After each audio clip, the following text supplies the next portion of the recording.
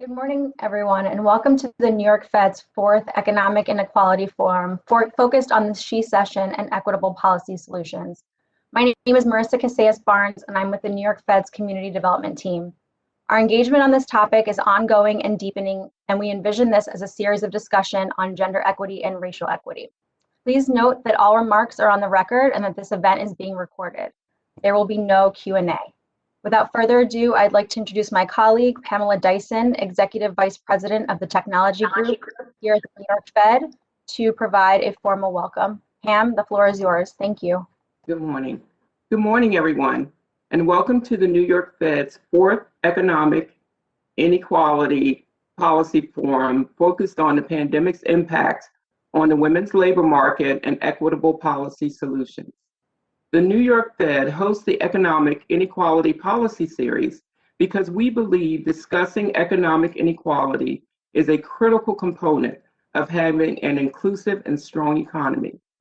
Also, we are steadfast in our commitment to work for a more equitable economy and society for all, and these forums are a part of our efforts to pursue this essential mission. Today, we are looking at the impacts of COVID-19 on women's labor market outcomes. We are hosting this on Women's History Month. This is a time set aside to celebrate the brave, bold, and fearless women who have influenced our country. Last year marked the 100th anniversary of the 19th Amendment of the U.S. Constitution, granting women the right to vote. Since the pandemic's outbreak, we've seen severe economic impacts, high levels of unemployment, and enormous uncertainty about the future. The health and economic effects of COVID-19 have created tremendous hardship for many Americans across the country.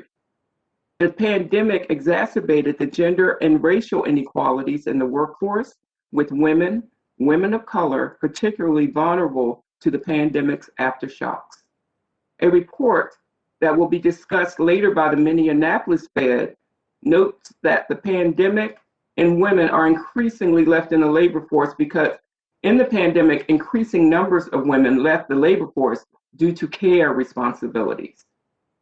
Also highlighted in this forum is New York Fed's research examining the uneven experience of workers in the job market during the pandemic, with desperate impacts on lower wage workers as well as women and people of color.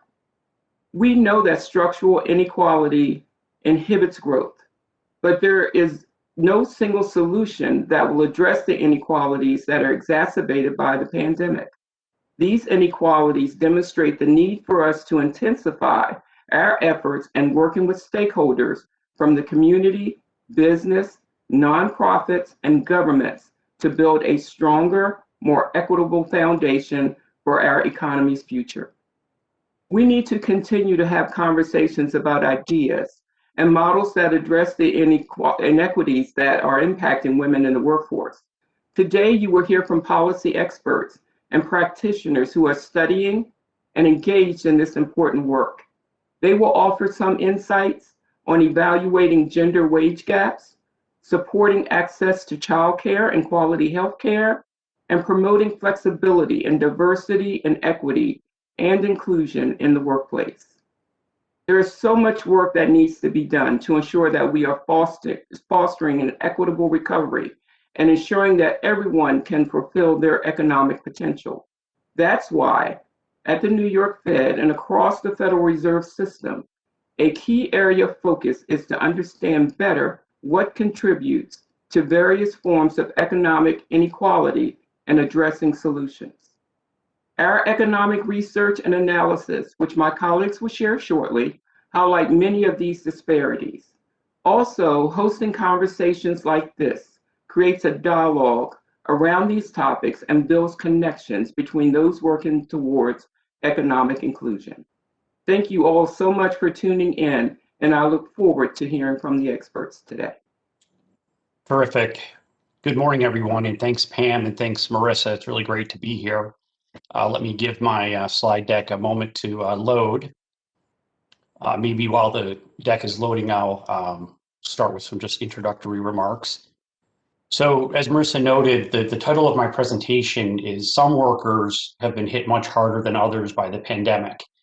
And this research is joint with Rich Dietz, and it was originally part of a Liberty Street Economics blog series on labor market outcomes during the pandemic recession. And as Pam noted, this work is part of a larger effort underway at the New York Fed to understand the causes and the consequences of economic inequality and to find ways to achieve equitable growth. In my view, inequality has risen to be among the most important economic and social issues of our time. So it's good to be contributing to understanding these issues. So the goal of this work is to really just document employment dynamics through the pandemic and really provide the big picture before we delve into what's been happening in terms of differences between women and men. So not only are we going to focus here on the initial downturn, and that's ground that's been pretty well covered by others, but importantly, we're going to also focus on what's happened during the recovery and also during the renewed weakening that we saw toward the end of 2020 and into 2021, where much less attention has been paid to. And here I'm going to provide a little extra attention on what's been happening in terms of the gender gap through the pandemic. Now, before I get too much further down the pike, let me just provide a disclaimer for myself and for everyone on the panel today that's part of the Federal Reserve System. So the views I'm going to express are, of course, my own, and not necessarily those of the New York Fed, the Minneapolis Fed, or the Federal Reserve System more generally. So next slide, please. And let me just start off with an overview of the basic findings. So first of all, what do we find? So first, it's pretty clear that job losses during the pandemic have been highly uneven. And in particular, lower wage workers and those without a college degree have really been hit the hardest during the pandemic. In addition, women, minorities, and younger workers experienced outsized losses early on in the pandemic. So why is this going on? Well, it turns out that much of the differences in terms of worker labor market experiences can be traced to the kinds of jobs that are held by these workers. And in particular, we use new data in our work that's been collected during the pandemic to show that higher wage workers are much more likely to be able to work from home than lower wage workers. This has contributed to the more favorable experience that they've had. So what about what's happened during the recovery and the recent weakening in the economy?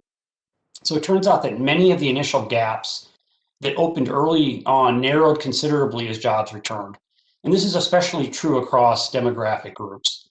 Though some of the gaps started to widen again as the job market weakened toward the end of 2020 with the new virus surge, with some new restrictions that were put on in various states, and also people changing their behavior in response to that surge in the virus.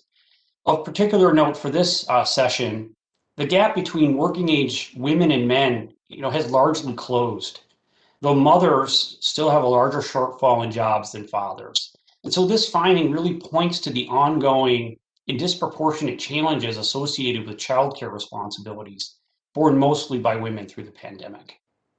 Next slide, please. Sorry, so just to fix ideas, let's just start off here and take a look at what happened to employment through the pandemic in the aggregate. Right. What this chart shows is an index of total employment through February of 2021. So you're really getting one full year here of the pandemic. So if you look early on between February of 2020 and April of 2020, just in that 2-month period, the US economy experienced a 15% decline in employment, by far the largest on record, unprecedented, especially when you take into account how such a short amount of time passed. I'm going to refer to this initial period as the initial job loss. And again, it was 15% nationally.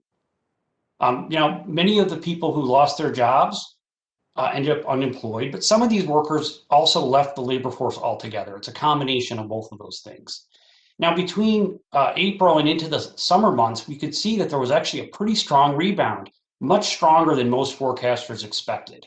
But starting in the fall and into the winter, the job market weakened considerably as the virus surged through different parts of the country. Now, in the latest month, we can see that the economy started to gain a little footing, but overall, relative to pre-pandemic levels, employment levels are still 5% below where they were before the pandemic hit. So I'm going to refer to kind of this end point of where we are as the remaining shortfall. Now, it's important to keep in mind, just for some perspective here, that while we've made substantial progress, this 5% shortfall is actually on par with the job loss experienced during the depths of the Great Recession. So we still have a lot of work left to do before we can get anywhere close to being back to full employment. And while this picture is representative, I guess, of what happened sort of in the aggregate, it's important to keep in mind that not all workers have been affected equally. Next slide, please. So in order to probe differences in the labor market by workers, we're going to divide the labor market up into 4 categories. And these are going to be based on occupations and the wages that are typically paid in those occupations. So the first group that we have here is what we call the low wage group. Workers in this group tend to work in jobs with typical pay below $30,000 a year. And as you can see, these are mostly service-oriented jobs, things like food servers, cashiers, home health aides, childcare workers. What's important about these jobs is a lot of these jobs require physical proximity and face-to-face contact. Our second category is what we call the lower middle wage category. These are workers who work in jobs that typically pay between $30,000 and $50,000 per year. These are jobs like administrative assistants, hairdressers, carpenters, and truck drivers. Our third category is the upper middle wage category. These are people who work in jobs that tend to pay between $50,000 and $85,000 a year. Some examples of the jobs in this category are teachers, police officers, accountants, and financial managers.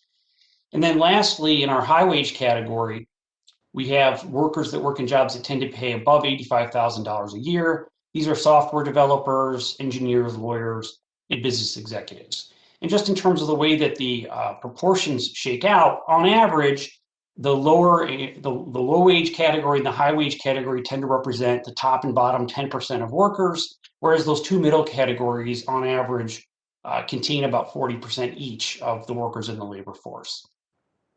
Next slide, please. So one thing that is important during this pandemic recession is just how flexible these jobs are, and in particular, the likelihood of being able to work from home depending on your job. And perhaps not surprising to many, you can see that there's a clear pattern here. The lower wage workers are least likely able to work remotely. In new data that we've analyzed that was collected during the pandemic, our estimates show that the workers in this low wage category, less than 10% are able to work from home, whereas the workers in the high wage category, almost 60% of those workers are able to work from home. And this flexibility and ability to work remotely has significant implications in terms of how different workers have fared through the pandemic. So let's take a look at that next, in the next slide. So what this chart shows now is for these 4 different groups of workers based on the kinds of jobs they have, their labor market experience. And this chart is set up exactly like the first chart that we showed, where everything is indexed to February 2020, right before the pandemic hit. And then it shows different trajectories through February 21, the full year.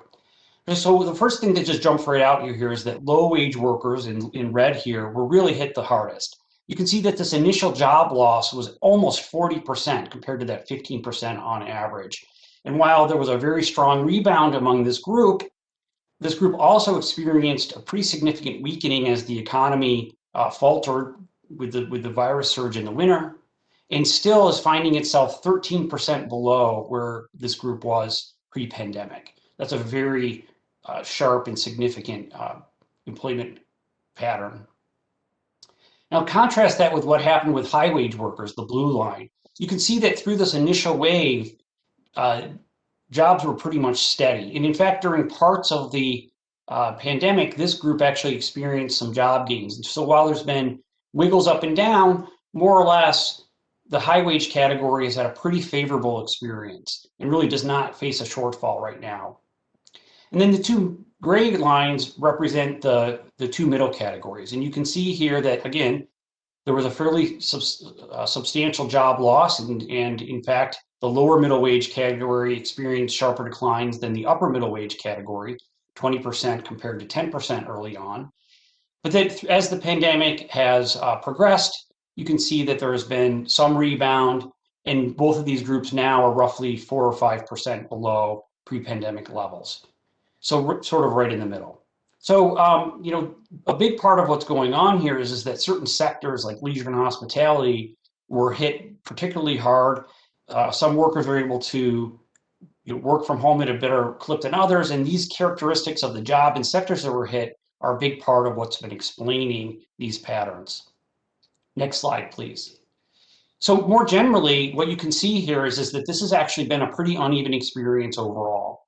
And I'm going to go through and walk through a few demographic groups here. So again, just to set up this chart, the way that this chart is set up is that the length of the bars in gray here, this represents the initial decline, the magnitude of the initial decline for various groups, different types of workers, whereas the red bar is representing where the remaining shortfall is as of February of 2021. And what you can see here is that there's a couple things. One, the initial job loss was highly uneven, right? Extreme variation across these different types of groups. And in particular, you can see that workers without a college degree, younger workers, minorities, and women had much steeper job losses earlier on in the pandemic. Other thing you can see here, though, is that while the economy recovered and improved, these gaps have narrowed pretty consistently. In some cases, they're still pretty significant. So, the gap between those with and without a college degree remains pretty substantial. But across demographic groups, those gaps have narrowed fairly consistently. And in particular, if you focus here on the last group, the gap between men and women, working age men and women, has all but closed with the recovery and gaining back of jobs.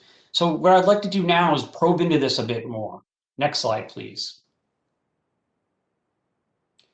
So what I've got here is the same type of spider chart, now contrasting men and women. And what you can see here is that the initial job loss experienced by women was substantially larger than for men. So men saw about a 13% decline, whereas women experienced more like an 18% decline. So that was a 4 or 5 percentage gap early on in the pandemic. And you can see that as the recovery went on, both groups actually experienced pretty substantial job gains. Actually, women saw faster job growth, but that gap persisted all the way through the summer months. We really started to see a narrowing in the gap is between September and October as more kids went back to school, which again is hinting towards part of the explanation here is the childcare responsibilities and the disproportionate sharing of those responsibilities toward women. The gap shrunk to about 1 percentage point in October, and then since then the gap has largely closed. But a big part of why the gap has closed is not because women have done so much better than men. It's because men have actually had a more unfavorable labor market experience, say since October, than women, and that sort of closed down that last remaining gap.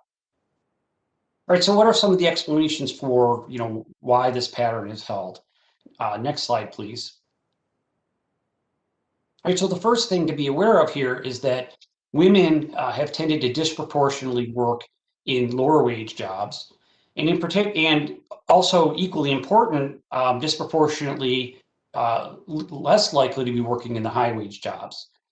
So if you look at our estimates here, and this is pre-pandemic, this is before the pandemic hit. If you look at the low wage category, women were about 17% compared to 7% men. If you look at the high wage category, women, only about 6% of women were in the high wage category compared to 12% for men. So one factor here that is contributing to the gap between men and women, and especially early on in the pandemic, and how much harder the experience was for women, is just the kinds of jobs that women tend to work in relative to men. But that's not the only contributing factor. Next slide, please.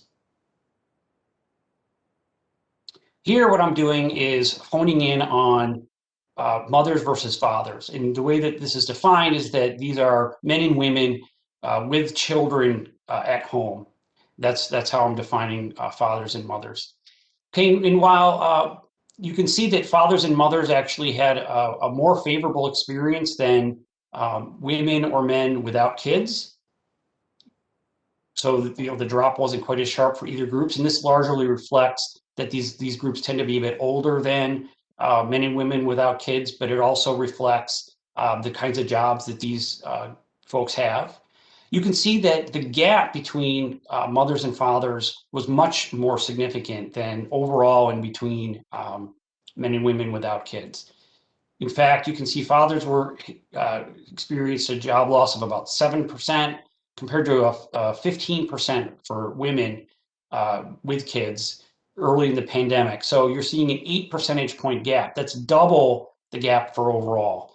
And while both groups experienced some recovery as the economy improved, that gap between mothers and fathers remained very substantial all the way up through again until roughly October. Again, when schools were back in session and some of those childcare responsibilities, there was other ways to take care of the children. So again, these results do really point to the fact that in addition to the disproportionate job structure, childcare responsibilities are contributing to these gaps. Okay, and then if you just fast forward to the end here, you can see the gap had closed, but as the economy improved again, that there was an opening, a reopening of the gap, and so it's back to a 2 percentage point gap. So this is cause for concern and something to be watching. So with that, I'm going to turn it over to Marissa, who will give it back to Ryan. Thank you.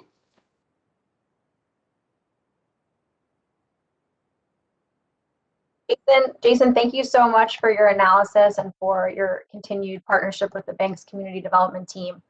I'd like to turn it over to our next presenter, Ryan Nunn, Assistant Vice President for Applied Research at the Federal Reserve Bank of Minneapolis, who will be presenting on Pandemic Pushes Mothers of Young Children Out of the Labor Force. Ryan, the floor is yours. Thanks for joining us.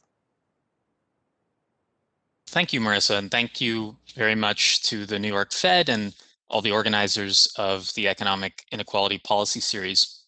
I'm really delighted to be able to talk about this work with you today. Really looking forward to the rest of the conference as well, as I think it addresses some pretty crucial questions that matter for how we move forward into the economic recovery. I'm going to echo Jaison in, next slide, please, in saying that the views expressed here are, of course, my own, not necessarily those of the Federal Reserve Bank of Minneapolis or the Federal Reserve System. Next slide, please. And so I want to set this up by saying that the Minneapolis Fed, and in particular my co-author Rob Grunwald, have really long been focused on early childhood development. The pandemic has put incredible stress on the institutions that support early childhood development, which of course may have important effects on kids. What we wanted to do now, though, was really look at the early data on parents of young children. So as a father of a 4-year-old myself, I'll admit to a lot of personal interest in this. And what we're going to do now is talk about a series of results related to how parents have fared during the pandemic recession. So this is work that's joint with my colleagues at the Minneapolis Fed in Community Development, Tyler Besch, Rob Grunwald, and Vanessa Palmer. Next slide, please. So I'm just going to start with our headline findings here. So what we did is we looked at labor force participation. So by contrast with the results you just saw for employment, we're really going to look at participation, which includes employment, but also those who are searching for work or expect to be recalled soon to their previous employers. So everybody who's in the labor force. And what we find is that mothers' LFPR, their labor force participation rate, really dropped dramatically in 2020 and has not fully recovered. What we're going to do is really focus on the on different groups of parents. So first, looking at mothers aged 25 to 54, whose youngest child is younger than 18. We find a very large decline in the early months of the pandemic recession. They lost more than 3 percentage points of their labor force participation rate below their pre-pandemic baseline, but have been recovering since then. When we turn to the smaller group, mothers whose oldest child is younger than 5, we see that they have a decline that's almost as large, but they haven't recovered. in labor force participation since April 2020. So what we do is we look at these two groups because we really want to separate out the experiences of parents overall that are often affected by K through 12 schooling issues with the early childhood development issues. And so we look at that group of parents of the youngest kids so that we can see what's going on there. Fathers, by contrast, so fathers of the youngest kids actually did see similar declines in participation through April 2020 at the very beginning of the pandemic recession, but they largely recovered by the end of 2020, whereas the, mothers did not. So we're going to use current population survey monthly microdata for all the estimates that you'll see in this presentation. And I'll show you just on the next slide the patterns that I just described. So let me sort of walk you through how we created these figures. On the left of each category, so if you look at, say, the middle category, parents of children under 5, we zeroed out their participation in November 2019, so that's at the left, and then looked at the percentage point decline from November 2019 through April, and then through November 2020. So what you see for the parents of youngest kids is that mothers and fathers both had declines of roughly 3 percentage points. Fathers bounced right back through the rest of 2020. Mothers did not. What we're aiming to do here is to really look at that year-over-year change from November to November, because there's a lot of seasonality in the participation rate and in other economic outcomes, and we want to be able to make this comparison across the year without having to worry about that. We also have April, because as you've seen in previous figures, April was really the worst month of the recession. So we want to show that trough as well as our November endpoints. What stood out for us in all of this was the tremendous gender gap in labor force participation for parents, that I think is evident here, but also the lack of recovery for mothers of the youngest kids. And so that's what you see in the gold line in the middle of the figure. Now, you might wonder about other differences between these groups that affect their labor force participation patterns. One simple exercise that we conducted was to look for interactions of the participation rate change with some of the characteristics of the workers. So we wanted to control for age, education, which do differ across these groups. And specifically, when we look to compare women without kids to women with the youngest kids, and we adjust for differences in their educational attainment and their age, we still find this, this much larger cumulative decline in participation for the mothers of the youngest children. Next slide, please. So what we do now is to break out our results by educational attainment. So for each category, you can see in the dashed line, the LFPR change for those with 4-year degrees. In the solid lines, you see the participation rate changes for those without college degrees. The pandemic recession was really harder on those with lower income and less education, as you've just seen in some really nice detail. The same is true for parents. And for me, a couple findings stand out here. The difference between the November through November change in participation is especially striking for fathers, actually. That's what you've got on the far right of the figure. And non-college mothers of the youngest kids appear to actually still be losing ground through 2020 in participation. So next slide, please. So what we do now is to think about what could be driving these changes in labor force participation, and we look specifically at caregiving. So in our data, we can see when caregiving is given as a reason for not participating in the labor force, what you see is that both the mothers and fathers of the youngest kids were much more likely early in the pandemic to say, caregiving is keeping me out of the labor force. Fathers went right back to where they were before the pandemic by the end of the year. Mothers did not. They're still more than 2 percentage points above their pre-pandemic baseline. We do see smaller increases for non-parents as well, which reflects the fact that our data describe caregiving in its totality. So that includes caregiving that is not just for kids, but perhaps for elders and also other activities in the home. But we think, next slide, please, that for parents of young kids in particular, we really think this is related to issues with early childhood development.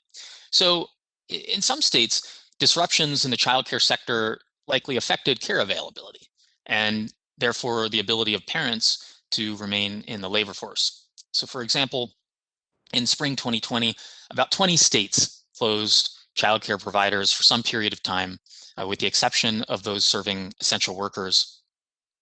And many parents reported challenges finding childcare, in part because their childcare provider may have closed or reduced hours. And even when childcare was available, some parents stayed out of the labor force. According to the Bipartisan Policy Center, over 3/4 of parents were concerned that returning their kids to a childcare provider would increase the risk of exposing the family to COVID-19. And in addition, families affected by unemployment, reduced hours, and reductions in earnings may just have found that childcare was no longer affordable. Next slide, please. So what we do now is kind of shift gears, heading back to the participation rate analysis, and break out the data by parents' age. So what you can see is parents 25 to 34, 35 to 44, and so on, and really just breaking out parents and non-parents here. So we're actually not looking at parents of youngest kids, but on the right, looking at all parents. What I take from this is that participation declines with age for each group, except mothers, who rise from relatively low levels at 25 to 34 to higher levels later on. I see during the pandemic recession, there may have been somewhat larger declines in LFPR for the youngest mothers. And fathers' participation has been the most resilient during 2020. Next slide, please. So then what we did is try to take a different approach. We switched from parents' age to kids' age, looking for patterns there. So the sample size has now become quite small. The estimates are somewhat noisy. I would note that here, many parents of the youngest kids actually also have older kids. So where before we were focusing just on the parents who only had young kids, here we're relaxing that and saying, how old is your youngest child? And so that does change the interpretation a bit. But it's clear that fathers in the green lines up top are consistently getting back to their baseline, which was already substantially higher than that of mothers. Mothers are not. Mothers of the oldest kids may be doing relatively better, but in general, mothers are seeing declines in their labor force participation. Next slide, please. And then I'll conclude by just talking about what I think is missing from this and what I'd like to see, in particular from work that we plan to do later in the year. The first is that I think it's important to explore the racial disparities in this. We have some preliminary indications that Black mothers, while suffering very large, persistent employment losses, have actually been more likely to stay in the labor force. So we'll explore that. I think it's also important to think about household structure, to think about the participation rate patterns for one-parent and two-parent families separately. And as you saw in Jaison's presentation, occupational composition is always really important, and we'll hope to look into that. I also am simply curious as to what happens as vaccination becomes more common for the population generally, for ECD workers, and for parents. We'll want to track how parents and especially mothers are doing as that occurs. And then I would also note that it's important to track what's happening in the early childhood education workforce, which is disproportionately low-income women in that sector, has experienced incredibly dramatic declines in employment, and is really bound up in this story I've been telling of labor force participation. And so with that, I'd like to say just thanks so much. I'm really looking forward to the next panel. I think you have a fantastic conversation teed up there. Ryan, thank you so much for your continued work and focus in this space. Up next is our power panel, the shecession and equitable policy solutions. On this panel, we have Victoria de Francesco Soto, Assistant Dean for Civic Engagement and lecturer LBJ School of Public Affairs, the University of Texas at Austin. Martha Ross, Senior Fellow, Metropolitan Policy Program at Brookings, and Fatima Goss-Graves, President and CEO of the National Women's Law Center. This panel is moderated by a good friend of the New York Fed, Alejandra Castillo, member, ABCO International Advisory Council, and former CEO, YWCA USA. Alejandra, the floor is yours.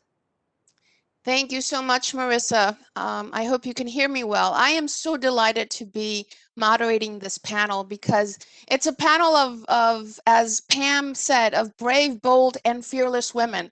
All women who have been truly in the trenches looking at these issues from the very beginning and with multiple lenses. So I'm just delighted to have both Martha, Fatima, and Victoria. I do want to make a comment in terms of just what we heard from Jaison and Ryan.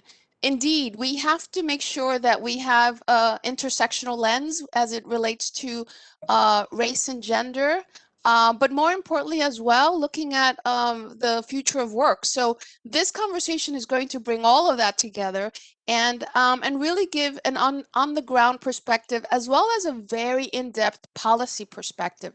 So I want to welcome all the panelists. I wish we could be in person because I miss you all. But I want to start with each and every one of you. If you can take this question, how are you looking at the effects of COVID-19 on working women, especially women of color and their families? And what motivated you to focus on this topic, as well as some of the conclusions that you have found? So I want to start with Fatima, if I may, and sending you a big hug, Fatima.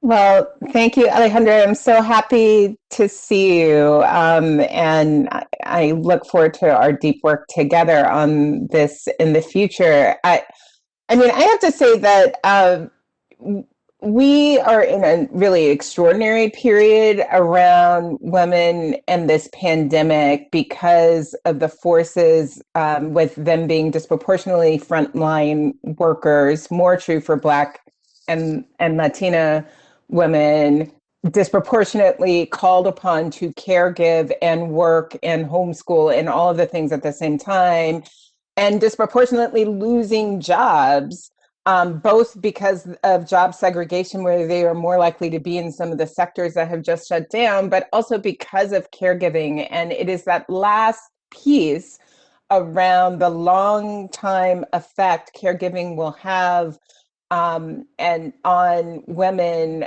and their share of the workforce, their ability to be leaders, the perceptions of them at work. I don't think we yet know what we will be dealing with over the long haul. So it has been a huge priority to make this visible and drive home policy solutions. And Martha, let's pick up on what Fatima just said and give us some perspective on the data. I know that you've been working at this since October with a great article that you published back in October 14th of 2020, just when the New York Times had coined this moment as the shecession. Give us some perspective on some of the data that you've been seeing since the onset. Sure. So COVID has been hard on women because the economy is hard on women. And this virus is really good at taking existing tensions and just dialing them up.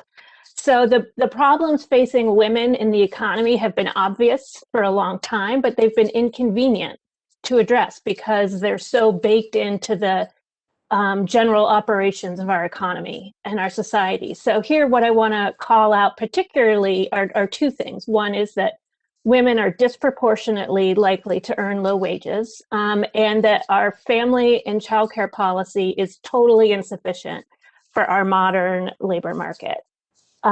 In some work that I did looking with my colleague Nicole Bateman, looking at the pre-pandemic economy, we found that 28 million women worked in low-wage jobs. That's 46% of all working women ages 18 to 64. And their median hourly earnings were $10.93 an hour. That is hard to pay rent on, that is hard to pay childcare on. It's not a lot of money. 20% are the only earners in their family.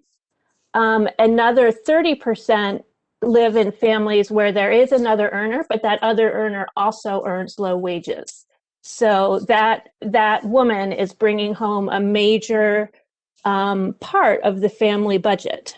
And these rates vary by race. 64% of Latina women earn low wages. That's 2/3. 54% of Black women, 40% of white women. And in comparison to men, 37% of working men earn low wages. So given the charts that we just saw, if this is an economic recession that hurts low-wage workers, it is going to hurt women. So I want to pick up on something you said, Martha. It's obvious and inconvenient to address, right? For those of us in this space, you're absolutely right. It's been obvious. It's been yelling at us for a very long time. But now the pandemic has really opened up those fissures in this process. So Victoria, tell us, give us some perspective. And I know you published a great white paper on the shecession. Give us some perspective, if you will, and I'll carry this conversation through in a minute. But give us some perspective on how obvious is it, and have we been here before, and how do we solve some of these issues? Thank you, Alejandra. Well, echoing the points of my colleagues on the panel, us women, we knew that the situation was bad, both in terms of our wages of women, and especially women of color, making up the disproportionate bulk of folks in the service sector, in the low wage industry. And we also knew, and no offense to dads, a lot of you are with us on this, but moms really knew how bad the childcare system is, both in terms of affordability. It is really expensive to send your kids to daycare, to send them to pre-K. In fact, 1 year of infant care is as expensive as 1 year of college. And with college, you at least have 18 years to save up. So we knew that there was the affordability issue, the accessibility issue. So all of these things that we knew were there. The silver lining of the pandemic, what it did is it exposed the rawness of the lack of infrastructure that we have. By nature, I am an optimist. And I believe that in coming out of this pandemic and all of the attention on the shecession, on this gathering of all of us here today, looking at the numbers and the charts that Jaison and Ryan just put forward, saying, all right, let's take these numbers and do something about it in the policy realm, because we need to figure out how we're going to get women back on track in their day-to-day lives, paying rent, taking care of their families, not just surviving, but thriving.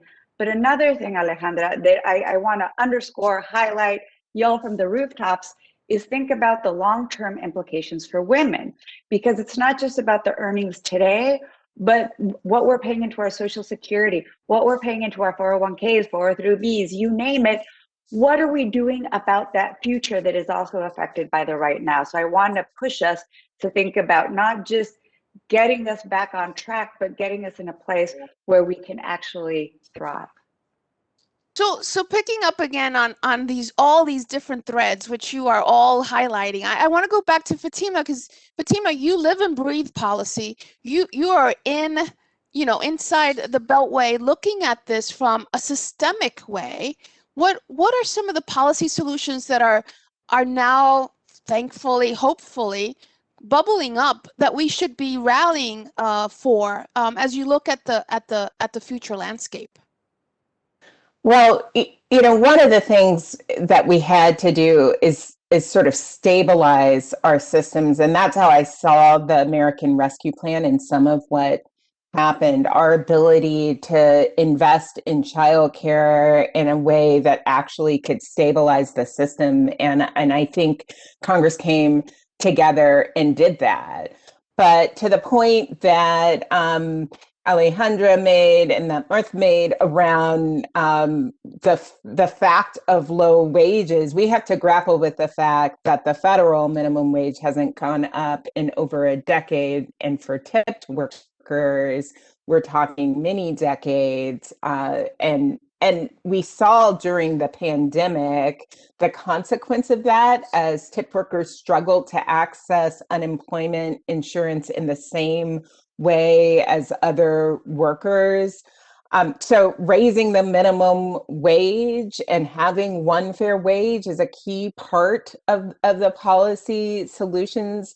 But also we have to ensure that people can continue to access things like unemployment insurance, that they can that we invest in tax policy that actually works for families with low incomes, including continuing to extend the changes that have been made to the EITC and the expansion of the child tax credit, which has been so important, but it also expires at the end of this year. And so the country have to really grapple with how do we take some of these ideas that were good and about holding families.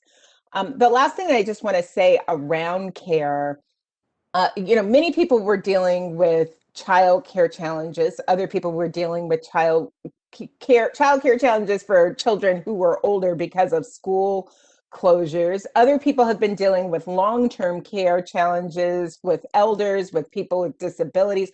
All of that infrastructure finally crumbled. And we shouldn't have been surprised that it crumbled because it was really built off the idea that it's okay to pay this largely Black and brown women workforce poverty type wages. That is not a stable plan for the thing that is the most important in our lives. And so really thinking through what we're going to do to solve this care crisis broadly, it must include not only childcare, but also plans for long-term care and family medical leave and self-care. I have to say, I applaud that you took the care conversation and broaden it. I, for one, right now, am caring for my mother. At the same time that I'm juggling. So I am not the exception, I am more the norm.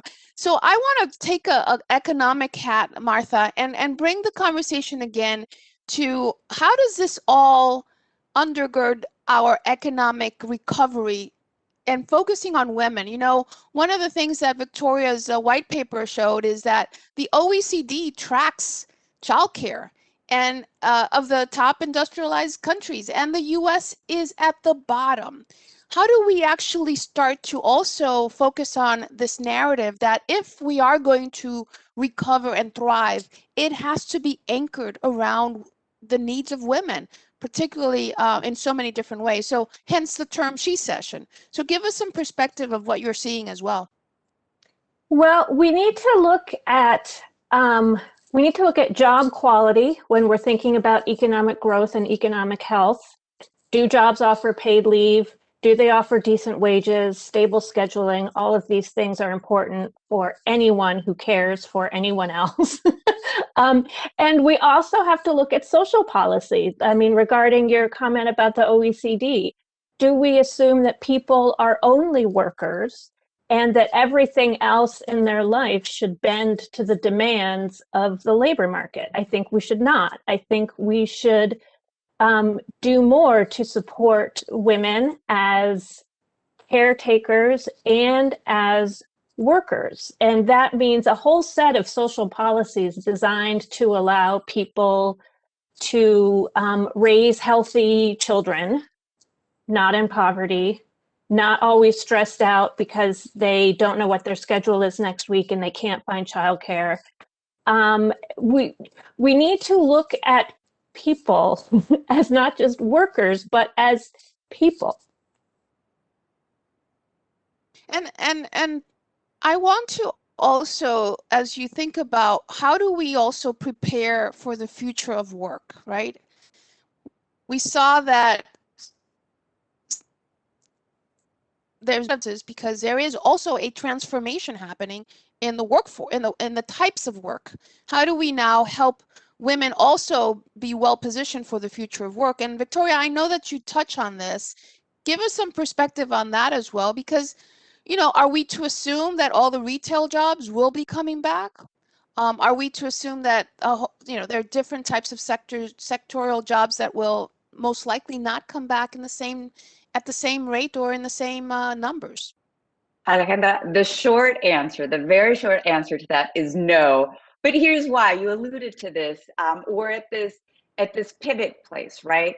So we are on the cusp of what many have come to term the fourth industrial revolution, which is one fueled by AI, by technology, by automation. So the truth is that many of these jobs that were lost in one fell swoop at the onset of the pandemic, the ones where women were over indexed, the service sector jobs, many of these jobs were already on the chopping block looking forward 10 to 20 years. What the pandemic did is it precipitated the time frame of the job loss. So what we need to do is figure out how we move forward to provide infrastructure for women to thrive, looking 5, 10, 15 years down the road and not trying to shoehorn us into the economy that we had. And I think very briefly, I want to provide two models that we dug into in the paper with the team of you, Alejandra, and the folks at the YWCA, where we looked at the higher SES women, not professional women, but the women who were hurting the most, the lower SES, middle income women, the ones who were most in danger of having their jobs being taken away or losing them in the near future. And the thing is, how do we upskill them? How do we prepare them with the education and the training that they need to get jobs that are going to be stable? And also recognizing that not all women will go to college. As a college professor, I want everyone to go to college. I want more women in my college classrooms, but I'm also a realist and I understand that college is not the path for everyone. So how do we construct a future of work that provides training? Our community colleges are invaluable resources for that.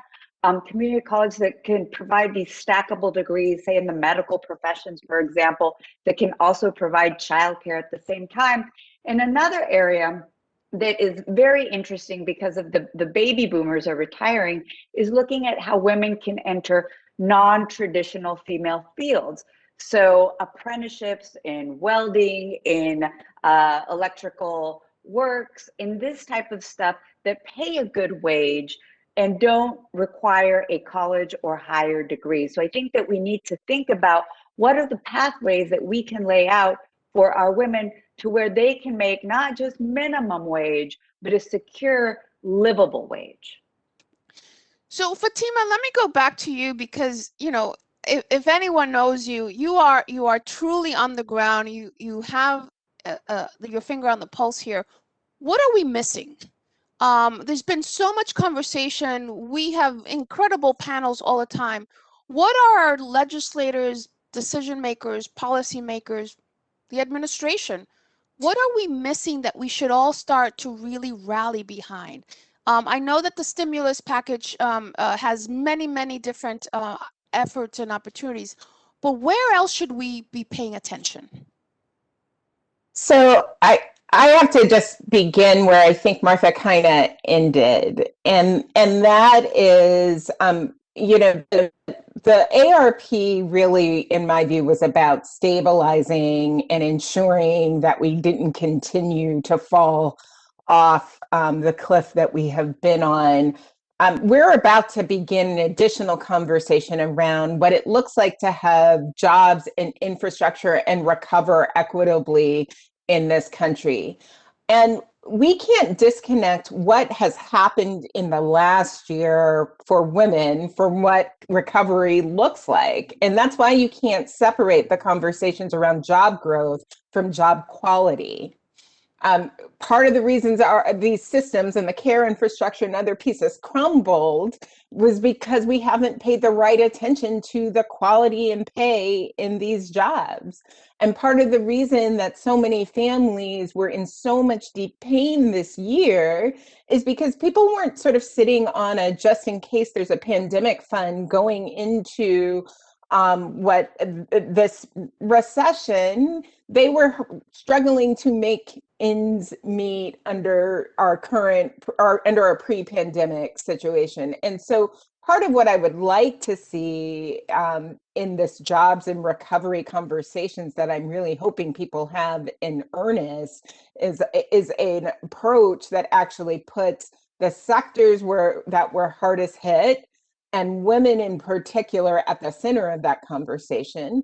I like to see an approach that doesn't separate care as an issue to be taken care of on the side, but actually treats care as infrastructure and as foundational for an economic recovery, not a side issue that's nice for women maybe, but actually central to our recovery and core to job growth, and does it in a way that understands and provides meaningful dignity around the quality of jobs. The last point that I will make is that, you know, we learned some really good lessons over the last year around things that really did work and were possible. And we let a few of them go. And that is true with where we landed in our paid family and medical leave program. We had a successful piece over this last year where people who had deep and important needs were able to care for themselves and care for their families. We have in the rescue plan, we did a piece, but what we will know is that we will not be in a situation where most people have access to paid leave, to paid sick days, unless we actually do it as a federal program. So we need the will to execute on that important thing.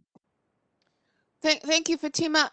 Martha, can we pick up on that and ask you again, what are we missing? Where are the other canaries in the mine, so to speak, that are telling us that there are truly systemic challenges that we need to dismantle in order for women and women of color to be able to actually not just survive this recession, but again, as Fatima said, to start thriving?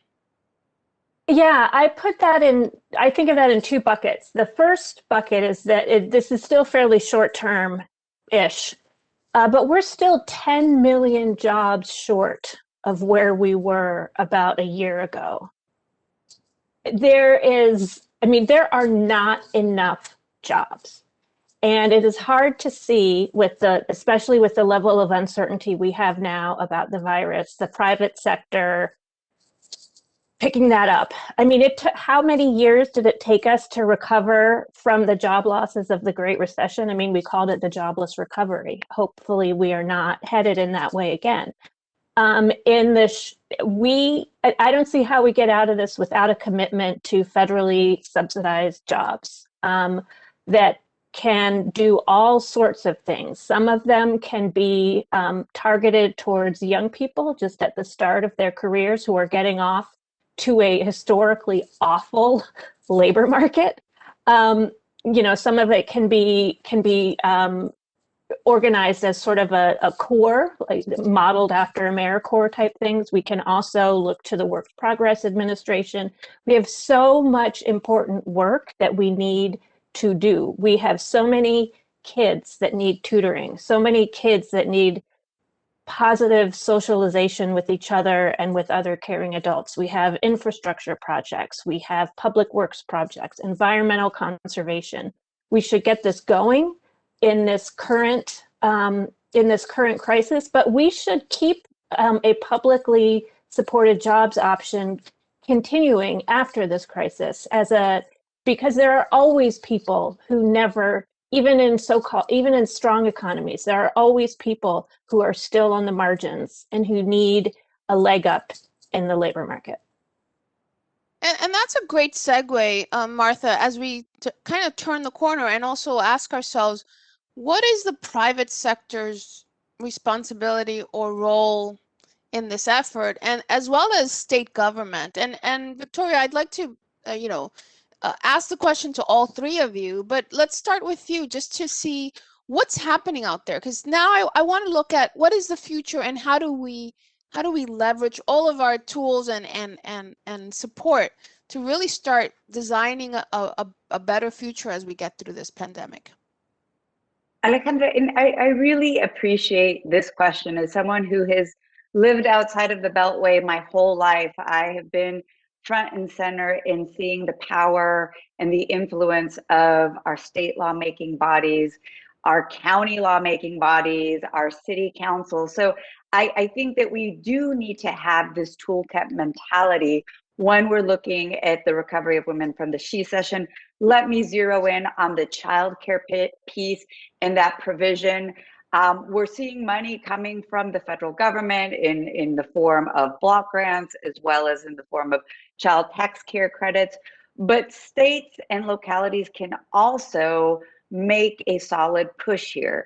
Let me give you two examples. The first is in Washington, D.C., that had the first universal pre-K program. Everyone, regardless of your income, regardless of whatever, you qualified for universal pre-K. There are some equity issues here involved, which we can dig into in just a bit, but there was the universal pre-K system. You come over here down to Texas, where I am, and down I-35, you have San Antonio that instituted an aggressively expanded pre-K3 and pre-K4 program by raising the sales tax. I think it's 1/8 of a cent.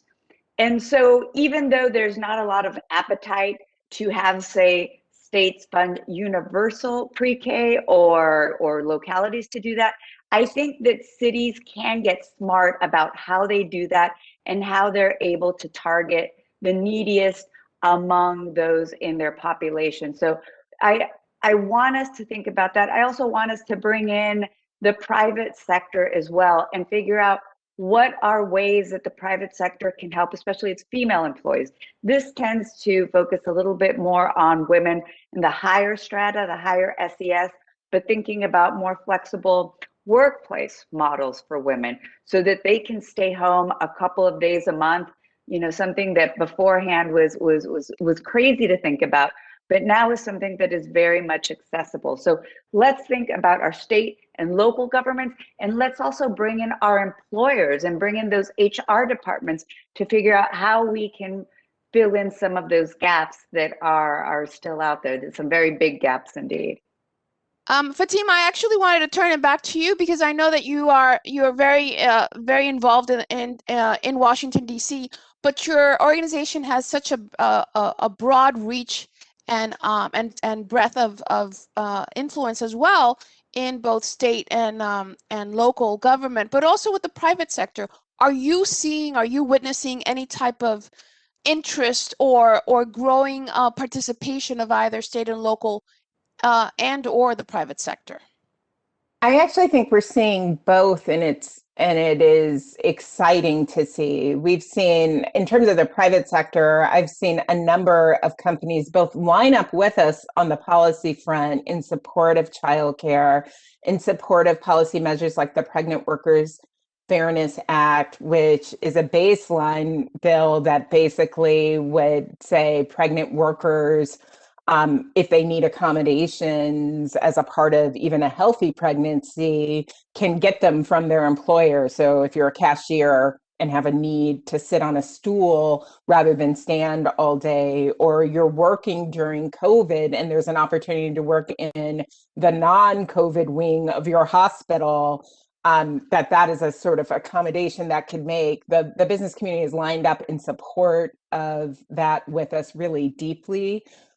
They've lined up in support of calling for childcare and been naming that is a huge impediment.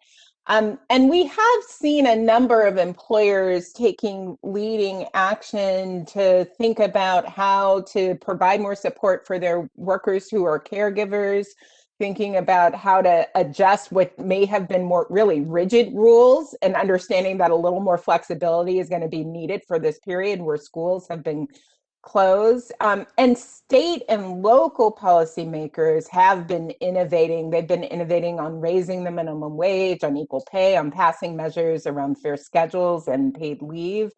And so that is giving me a little bit of hope that we can also really see this. Many of these issues are not at all partisan in any way when you go to people directly. People generally want higher wages, they generally want fair pay, they want flexibility, they want childcare.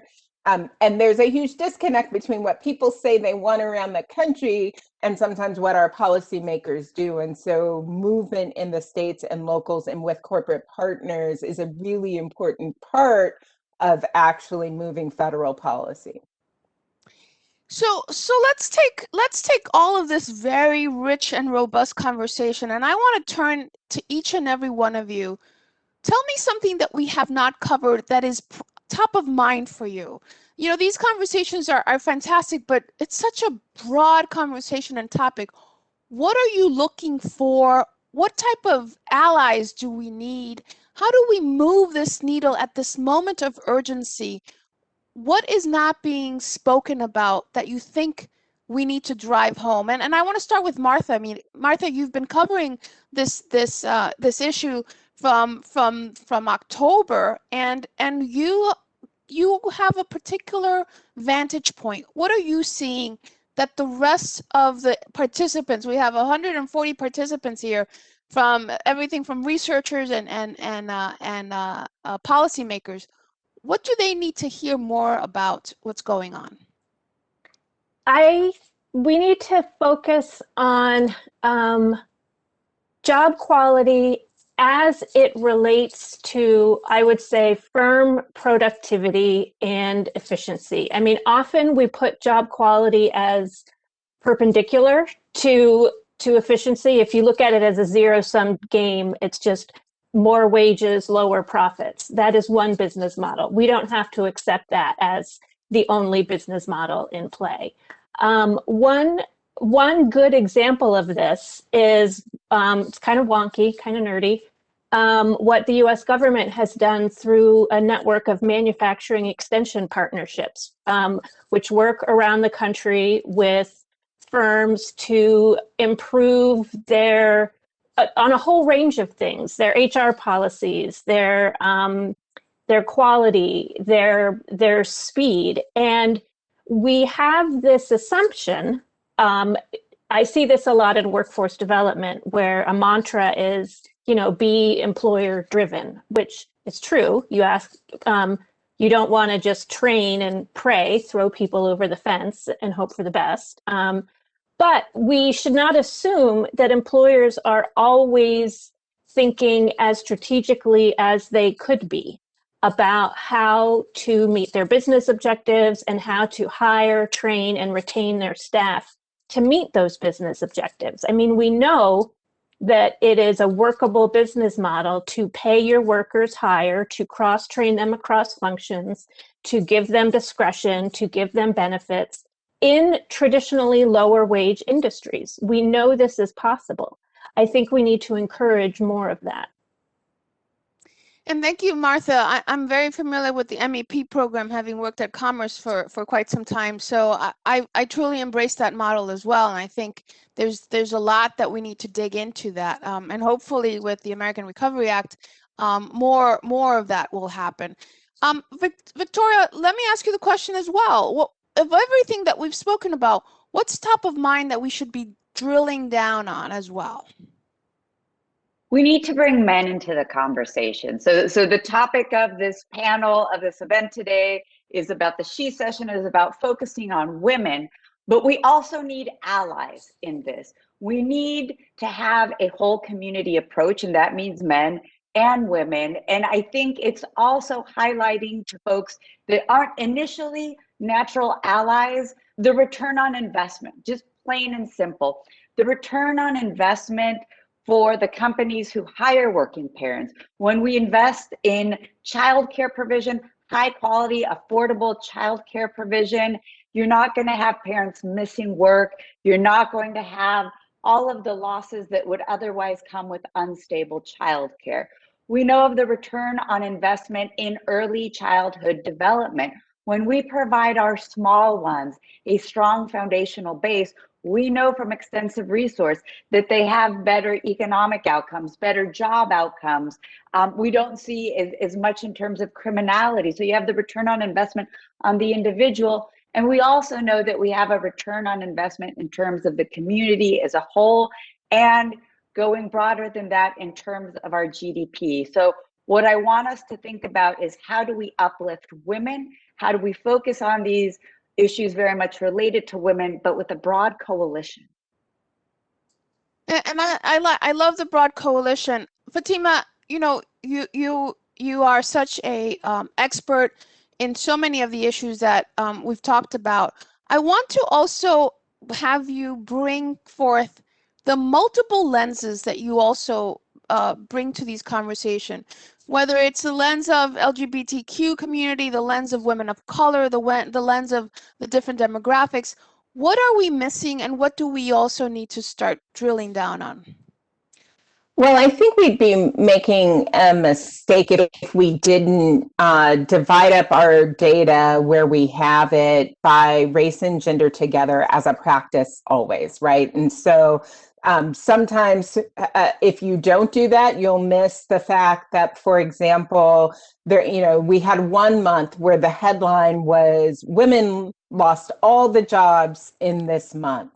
But the truth of the matter is, when you looked at the data, it was actually women of color lost all of the jobs in that month, and white women gained a tiny bit in that month. So the practice of really drilling down and understanding the data is really important. The second thing is we have these sort of stereotypes and tropes when we think about the pandemic that have involved the idea that every family has 2 people, and that people are just making trade-offs about whether to go to work or to spend more time in care. And that's actually an old story of how we've talked about the needs of families in care in this country, when the truth of the matter is, it has long been the case that women, but more true for women of color, are the co or sole breadwinners in their families. So we aren't talking about choices to step back in the same way. Even a choice framework is a framework that makes no sense in the context that we find ourselves in. And then the last point that I want to make, you mentioned around LGBTQ folks. Part of the challenge that we often face is that we actually don't have good data around how LGBTQ folks are experiencing things. One of the things that we have seen, though, is that, we know that the LGBTQ community experiences higher rates of poverty. There was a survey that showed that in this pandemic that they were more likely to experience COVID-related job loss, but that's probably not captured in the same way. And so when we think about whether our programs are open to everyone, or whether we allow discrimination to be a feature of our programs, allow people to turn LGBTQ people away from accessing food programs, shelter programs, and more, that is a contribution to poverty rooted in discrimination and bias. There are policy solutions to combat that. There are cultural solutions to combat that. But if we don't make that piece visible, we're going to be in more trouble. And that's exactly, and thank you, Fatima, for how eloquently you talk about this, because that's how we're going to dismantle systemic gender and racial biases and discrimination as we look forward. As we tie this conversation up, I want you to talk to me about what keeps you up at night and what gives you hope. Sometimes they could be the same thing, but what keeps you up at night and what gives you hope as we stand today, March 22nd of 2021, having endured almost a year of this pandemic, and who knows how much longer. So Victoria, can I start with you? Yes. So I am very much feeling the sandwich right now. I have small children. I have a 6-year-old and a 7-year-old. And then I have my parents who I moved out here but I worry about them so much. There's been a role reversal, right? So I worry so much about both of them and the caretaking needs of each one of them. They're different caretaking needs, but still looking out for their health, their stability, the ability to access resources within a pandemic has been very difficult to do. So I think that being spread thin, it keeps me up at night worrying about all of my folks when I do get to sleep, which isn't very often. But and what gives me hope? What gives me hope is this. I have been very fortunate to get to look at issues that I care about, but also be able to connect with stakeholders such as women on this panel, lawmakers across the country from the federal level to the state to the local who can do. So what gives me hope is that there's more and more of a bridge between the thinking, like, oh, these are good ideas, we should put this into practice, and the doing. So yeah. I hear you on all fronts. And Martha, as we continue down the path, what keeps you up at night, given the vantage point that you have to look at this space in a very comprehensive way? What keeps you up at night, and where is the hope?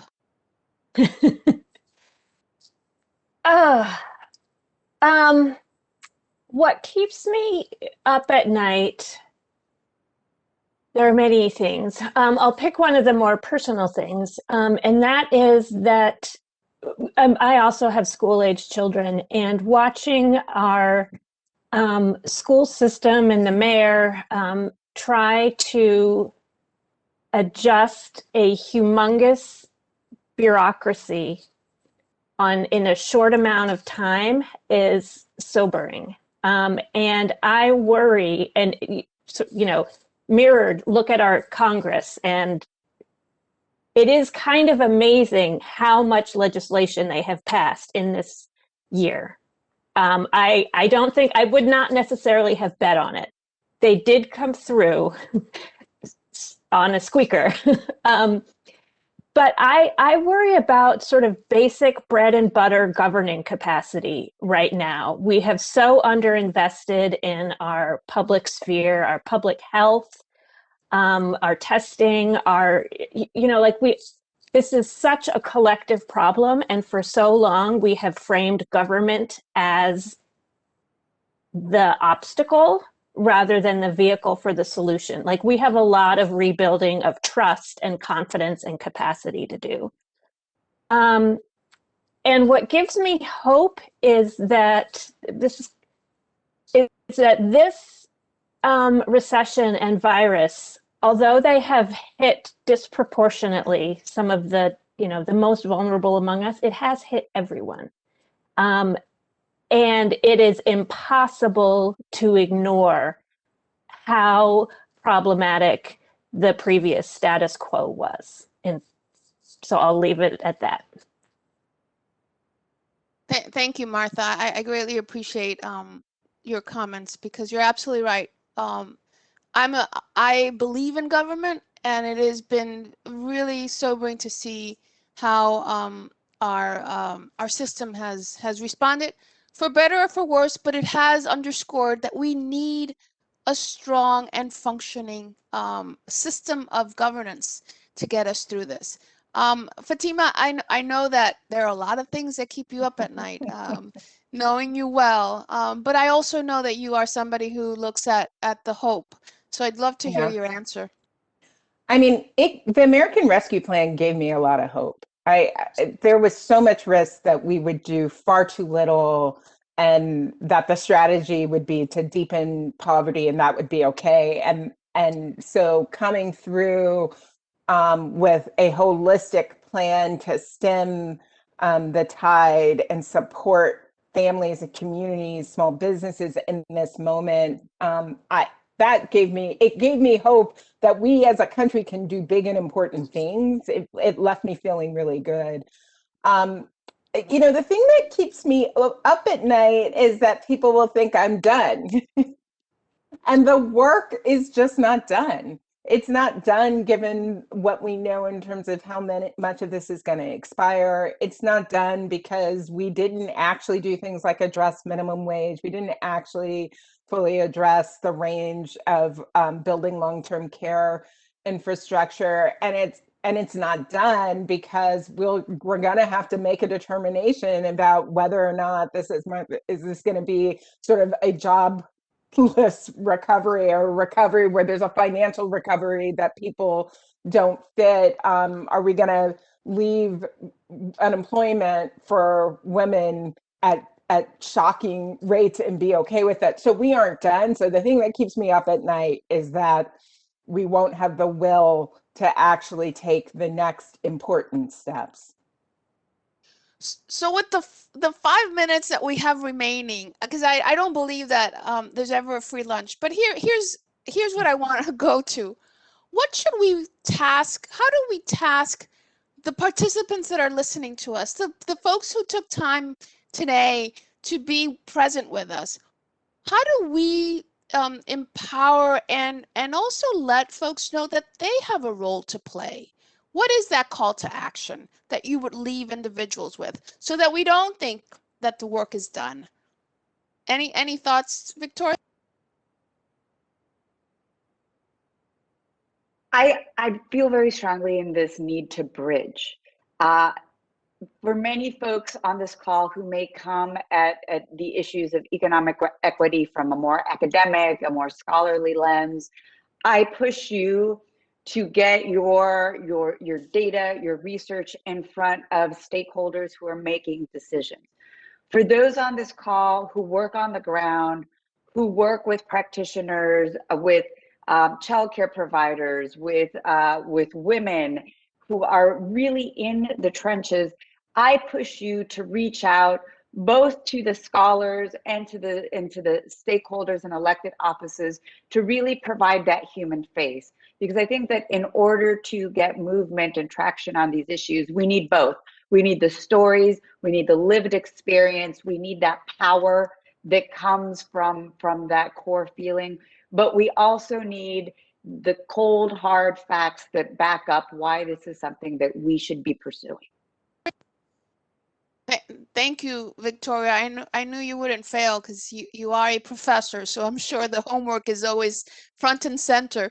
Martha, is there anything that you would also task people to do so that it is a collective work? It's not just left to a few. I have been thinking about what MLK said in his letter from a Birmingham jail, where he talked about the danger of white moderates who prefer comfort and order, maybe just order, but I would say comfort is in there too, over justice. And I think we all have to be willing to be more uncomfortable and think about policies. Think about policies that make you uncomfortable. Like this, and that now I'm just going to morph into an extremely wonky thing, but we are going to have to raise revenue. We should be looking at things like eliminating the state and local income tax deduction. We should take on the home mortgage interest deduction. And this is going to raise hell. And there's going to be a lot of discussion, but we should be willing to ask uncomfortable questions and get into honest disagreements about how we are raising the money to provide the services that our government requires. And yeah, that makes sense to tie that back to an MLK quote, right? Absolutely, and you're absolutely right. It's in the uncomfortable space where we're going to be able to really envision the future in a much healthier way. So I thank you for that. And Fatima, I know you well, so I know you're going to have a great task for us.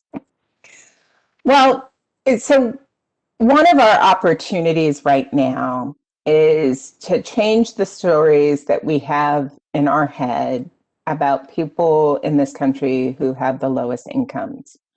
Unfortunately, we have been saddled for decades with tropes that are race and gender that have made it difficult to do the sorts of hard things that actually support families, that actually ensure people can work and live with dignity and equity and safety. We have been followed by the trope of the welfare queen. We've been followed by really ugly tropes. If COVID disrupted anything, it is my deep hope that it disrupted the idea that making low income is a problem for only people who make those wages, and that they are to blame in some way, that they are less than. And it is only if we upend our race and sex bias around it and replace it with a news story, the new story and opportunity that we had this year, where we had a new language for people who were making too low wages, and that was essential, a new language of people, and that was frontline and foundational. So that's my call to action for all of us. I have to say, I am deeply, deeply humbled to have spent this time with you all. Incredible women doing very hard work.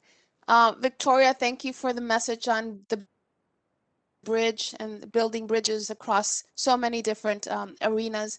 Martha, thank you for that reminder that we have to tackle and start feeling uncomfortable in order to get through a much more promising tomorrow. And Fatima, as always, the narrative, the stories we tell ourselves, and the ugly images that have lingered. This is indeed, as you said, a wonderful opportunity to rethink and look at reality for those individuals that are frontliners, essential workers, really creating opportunities for all in this country. Thank you. Thank you, the New York Federal Bank for hosting this. And I really applaud you, because this is an ongoing conversation, not just when we're in the pandemic. It has to continue. So thank you for inviting us, and to all my friends, a huge hug. Marissa, I'm sending it back to you. Thank you so much, Alejandra, and thank you so much to all of our panelists. This was a really rich discussion, and as Alejandra mentioned, this is the beginning of a series of conversations and work from the New York Fed on this topic. Very quickly, I just want to mention that all of the presentations that were referenced will be on the New York Fed's Economic Inequality Hub, so you can check back later for those presentations and those external reports. In the 30 seconds that we have left, I'm going to turn it over to my colleague, David J. Erickson, Senior Vice President and Head of Outreach and Education here at the New York Fed, to close out the program. David, the floor is yours. Thank you. Thanks, Marissa. And wow, what an amazing event. You should be very proud. And I want to thank the Federal Reserve staff that worked on this, and the amazing panelists. My goodness, it was really fantastic. I especially want to thank Marissa Casillas Barnes and Nora Fitzpatrick, the two members of our staff who developed the Economic Inequality Policy Series as a joint venture between Community Development Department and the Economic Research Department. This series was inspired by the old Quaker saying, "Speak truth to power." And the truth in this pandemic recession is that the recession has affected different segments of our society in different ways. Jaison reminds us that the hardest hit were low-wage workers, and later on, Martha reminded us that women were more likely to be in that category. Ryan brought a sharper scalpel to the data around how parents are struggling in the recession to show us that moms with young kids were the most disadvantaged. And the panel gave us a good assessment of the power part of that phrase. New public policies, actions from the private sector, and new thinking around how a more inclusive economic recovery will look like. I really liked how Fatima used the language around infrastructure to frame the economic recovery issue. Victoria reminded us too that power is not only in Washington, D.C. and corporate boardrooms, but also in state capitals and city halls around this country. Alejandra asked a great question at the end there about what are we not talking about. One point I'd like to raise is this issue around the fact that financial stress from unemployment is an adverse childhood experience, often referred to as ACE or ACEs. Too many ACEs for a child result in worse physical and mental health in adulthood. So what these shocks that we know are happening to young families will be expensive downstream, which is part of the reason why the Community Development Department has really begun a very laser-like focus on the connections between health and wealth. As a country, we spend nearly $1 trillion a year on chronic disease. That's the byproduct of living in poverty. The New York Fed is working hard with partners to explore new business models that try to repurpose that $1 trillion from downstream costs to make upstream investments in determinants of health, like high-quality childcare for all children. So be on the lookout for some of the healthy themed events from us next month on international examples of how to improve social determinants of health, another event in the spring on mental health, another event in the fall on maternal and child health.